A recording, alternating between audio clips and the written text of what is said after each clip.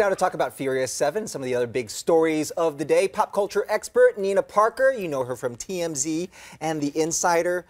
You heard there. It's all about the hot cars and the hot guys, basically. Yes, clearly. That's my life. And the family. My life, I wish.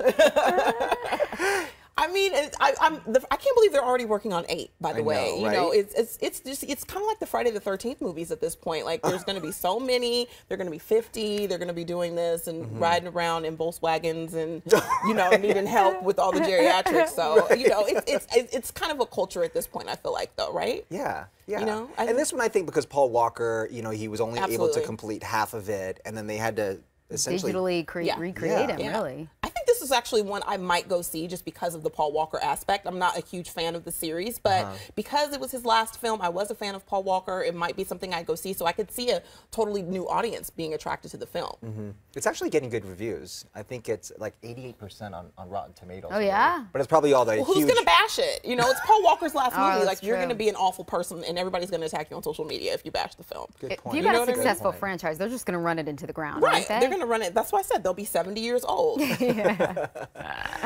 We're also talking about One Direction this week because there was heartbreak heard. Did you cry? Worldwide. You did? No, I didn't. I laughed. But there are some people that are just destroyed.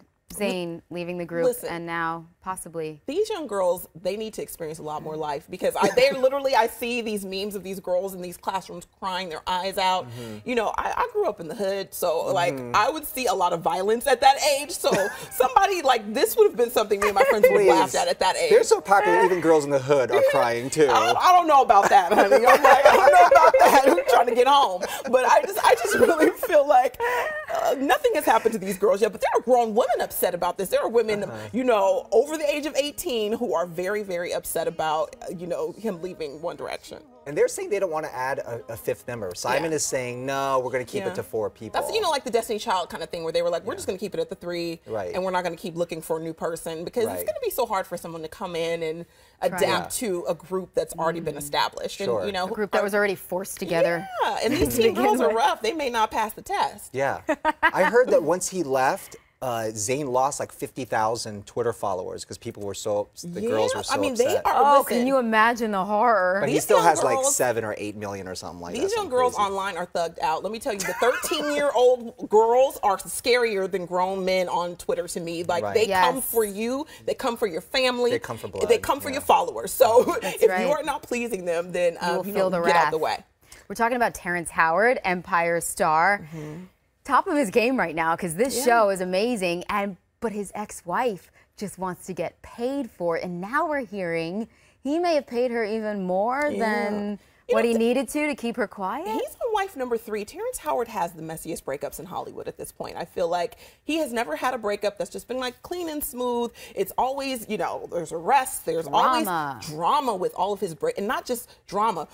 Domestic violence arrests, assaults, like it goes bad. So well, this is like nude pictures that she might have. I mean, I'm surprised they were married. She may have had it in because this is so messy. You know, when you're broken up with somebody, you threaten them a little bit. You're like, yo, I better not see you in the street. Well, that might be me, but you know, it's just. And I feel like it was maybe an empty threat. I don't think she'll actually do it because she wants that money. Right. I want to make sure. Know what these pictures are that he's willing to pay her 5 years. We might be able to see instead of 1. I want to make sure we talk about what's going on with you here because you're going to be doing the Love and Hip Hop reunion. Yes, I'm really excited about this. This is my first time really solo hosting something of this caliber with a huge cast of people who go there. And so this is VH1's highest rated show on Monday. So Love and Hip Hop New York does crazy numbers, and it's socially it trends 5 out of 10 trending topics when it's on air. You're bringing all these people together and it's like there already some bad blood over there and now you're just like ripping off the bandage. Well, you know, a lot of them haven't seen each other since they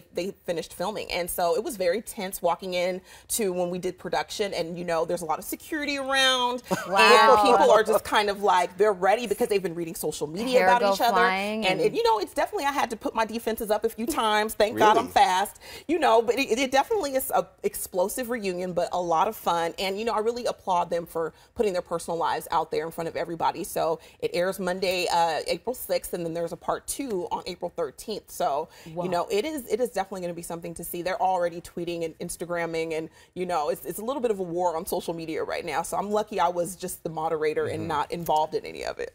You look like you got out unscathed. Unscathed, no black eyes. We don't need security to do this show. Aren't you glad? Yeah, right? We may soon. Nina, all right.